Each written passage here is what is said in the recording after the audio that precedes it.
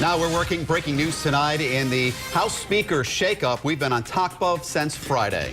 Less than 2 hours ago, we learned that longtime State Representative Gordon Fox officially submitted his letter of resignation effective immediately, stepping down from arguably the most powerful position in Rhode Island politics, Speaker of the House. This comes just 3 days after federal and local law enforcement agents raided Fox's home and State House office, making him the latest in a long line of Rhode Island politicians to come under investigation.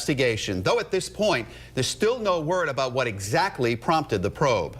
Even before the resignation was official, two of Fox's State House colleagues were already publicly making their case to take over the coveted role of House Speaker, and a vote could happen as soon as tomorrow. Eyewitness News reporter Susan Campbell has been working this story all day long. She joins us now live in Providence with the breaking developments.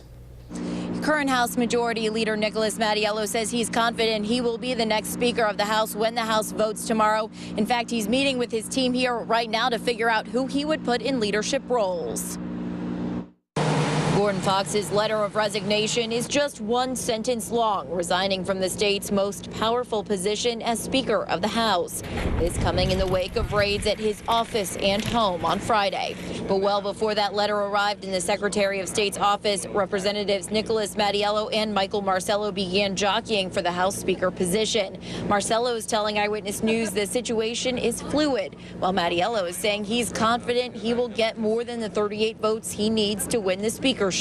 Last I knew it was 48, and the phones are still ringing off the hook. But so far, Mattiello is being tight-lipped about who he would place in more than a dozen leadership roles and chairmanships. Gordon Fox put a team together that worked well for him.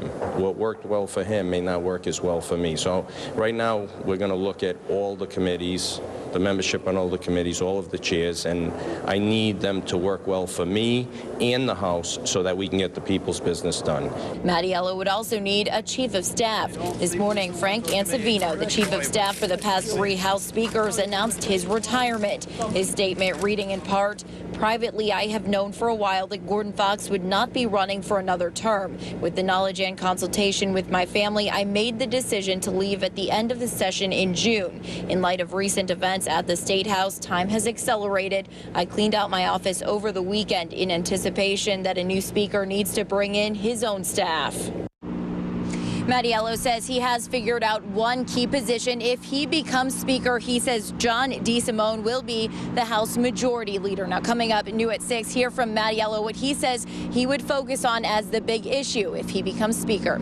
Live at the Providence Mobile Newsroom, Susan Campbell, Eyewitness News. And of course, stay with Eyewitness News for continuing coverage of this important and complicated story. We'll be tracking the investigation itself and the political domino effect every step of the way, both on air and online. And check out WPRI.com right now for extended coverage of every angle, including the raid itself, the response, and the race to replace Speaker Fox.